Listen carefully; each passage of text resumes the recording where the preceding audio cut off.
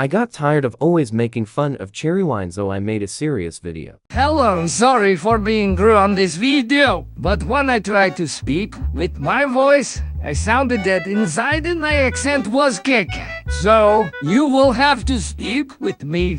In all seriousness, this video is going to be a rant about this shit awful fandom and their hate for women. I almost never see anyone talk about it, and I feel it's important to address how men are always babied, and women are demonized for no reason. Like for example, people were hating on A.K.A even before she was fully out. Not even her backstory was known. Yet people thought of her as evil woman lobotomizes poor men like, seriously, what the foo? But I'll talk about that later. Meanwhile, enjoy me ranting with text-to-speech for I don't know how many minutes straight. I'm going to go through this in parts, first starting with the least attacked characters to the most hated. I will start with meta female survivors, these being Fiona and Tracy.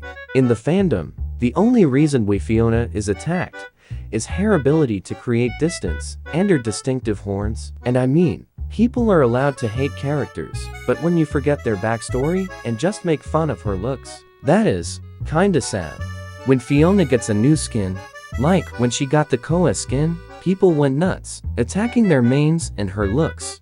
Same thing happens every time Tracy gets a new skin. People don't know the concept of popular characters and it shows. Playing a character isn't an invitation for you to send death threats. And the worst part is, people who play male meta characters like William don't get the same energy back as people who play meta, like a Tracy and Fiona. It just shows how people love to hate on girl bosses for no reason. Okay, now let's talk about the sexualization. It's no strange subject to talk about how sexualized women are in the media, but the identity fandom promotes it a lot on male characters. Even worse, on cultural characters that should be treated with respect. Can we please talk about how Fan and Demi is literally reduced to drunk woman, big boobs, and horny? People in fanfics see her more as a sexual object than human, and honestly, it's just sad how a nice character can be reduced to that. This fandom doesn't have limits, seriously, because some even try to justify sexualizing cultural representation and fetishize Asian women. Michiko is always a victim of racism, and this fandom promotes it. Now let's look at women who are hated because people think the men are the victims of the situation. Okay, I think the only person I can't fully defend is Martha, Emma's mom, but people are ruthless when talking about her. All she really did was have an affair, and the fandom acts like she's worse than Freddie when he literally made Leo end with his life. She was morally gray, but not as bad as everyone makes her seem. Now, going with Ada, people have to take in mind that medicine and methods in 1800 seconds weren't as good as they are now. Before she even came out, people claimed she was using Emil for her own satisfaction.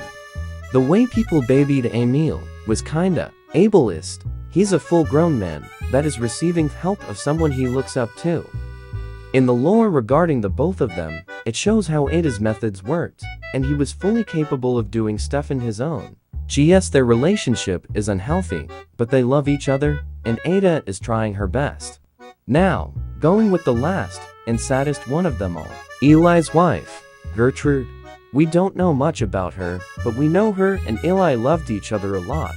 Yet, the fandom tries to villainize her as usual, saying she was abusive and made him go to the manor alone. If you read his lore, you'd know this isn't true, but the fandom doesn't care about his lore. They just want to hate women who interfere on their ship. Ableism at its worst. On Identity V, there's neurodivergent and disabled characters such as Eli, Aesop, Helena, Galatea, and that's right, Vera.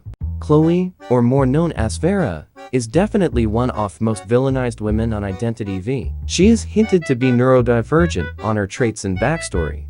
Even if it's not 100% confirmed, there are traits on her that make this evident, such as having high sensibility towards certain smells, she can't tolerate them, and having problems while healing because it's hard for her with the smell-off medicine. When she killed Vera, she did it because she didn't know her difference between Vera helping or her just stepping over her and trying to steal from her. In her lore, you can see it's hard for Chloe to identify the intentions from others. She couldn't differentiate between Vera helping or stealing.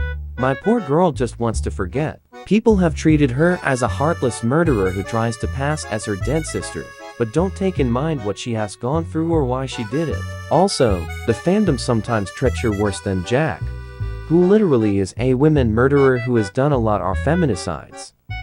Now, let's talk about Helena and Galatea. This is another example of people layering their character story and abilities and reducing them to useless because of their disabilities. Please, the amount of times I've heard people calling Helena useless because she's blind. People are so openly ableist in this fandom.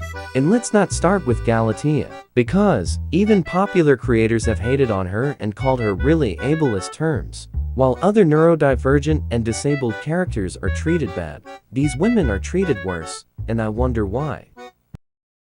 So I end this video. I guess I can't do much about it other than talk, so I thought it was important to address how shitty the treatment for women is. I know someone who had to change the displayed gender from their profile, just because someone made fun of them for having the female one. They're not a female, but it's still weird how someone would think someone is worse than them only for having the female gender on display. So in conclusion, the identity fandom hates women for no reason. I hate it here.